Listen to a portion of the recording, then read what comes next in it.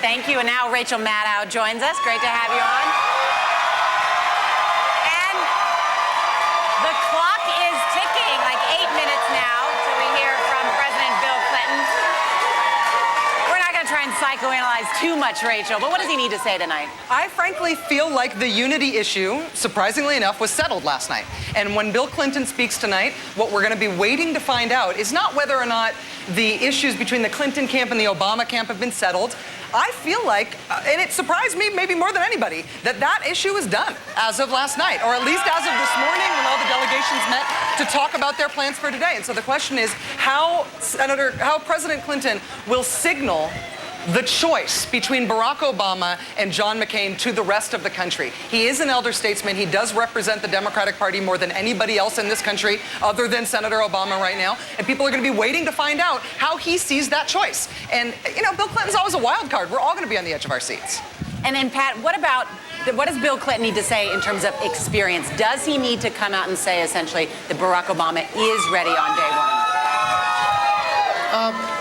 He needs to validate Barack Obama. There's no question about it. The first thing he needs to do is make sure that you cannot get that piece of rice paper between him and Barack Obama, so he's going to endorse him right up front. Secondly, I think he's going to defend, justifiably, his economic record, which was excellent, and he's going to answer that I was a transformational president. I think he's going to go after John McCain. I think he's going to do it on the economy. I think he'll do it. I think he will do it.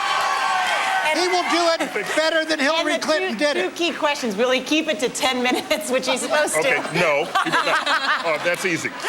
But I think what he will do, and it's very important, is the validation Pat was talking about, answering the 3 a.m. question, saying this man is ready to be president on day one.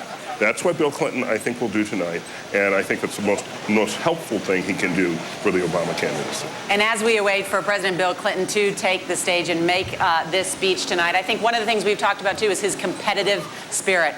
The reviews were good for Hillary Clinton's speech last night. You called it a turning point. We're going to have much more. I'm going to send it back to Chris and Keith because Bill Clinton is expected just about to address this Democratic Party. Back to you guys. In the world. In Hillary Clinton. And she's not at the top of the ticket, but tonight she said, I am of the Democratic Party and the Democratic Party is of me, and the Democratic Party stands for women. 60% of the Democratic Party's voters are women. The platform this year is described as the most pro-woman feminist platform any party has ever had in American history. If it's women that we're talking about here, it's no contest. But you're talking ideology. Excuse me, you're talking ideology. It comes from the heart. Hillary's following are people of the heart. They're not just the head. I know she's told them, but you cannot transfer love, and that's what they have for her. It is a non-transferable commodity. But she can't transfer it to the Democratic Party. You know, sure she is. She transferred it to the party. They don't have to love him. They just have to vote for him. Right. Well, you know, that's right. There's one curious thing about the speech, though. You know, I'm listening to it and then reading back through it. I didn't see a mention of Roe versus Wade. I didn't see a mention of the Supreme Court as one of the perils from her point of view of electing John McCain. She's got a Hillary Clinton as a coalition that reaches into the conservative wing of the Democratic Party. And we heard those figures about Catholic women. Yes. And she does not want to antagonize them.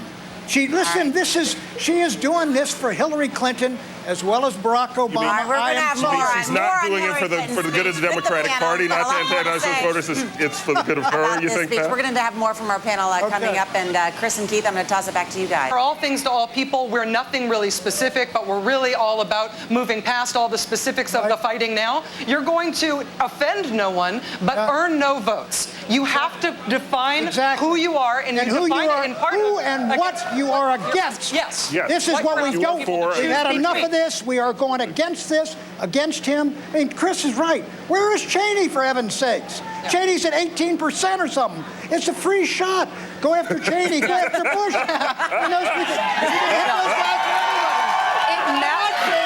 matters that this is a country that 80% of the country thinks the country is on the wrong track. Exactly. You would think the Democratic Party asking to change the party that controls the White House would be running on that. Instead, it's like, you know what? In the future, there won't be parties, and we'll all get along, and the policies will just be smart, and we won't fight. You know what? Nice idea.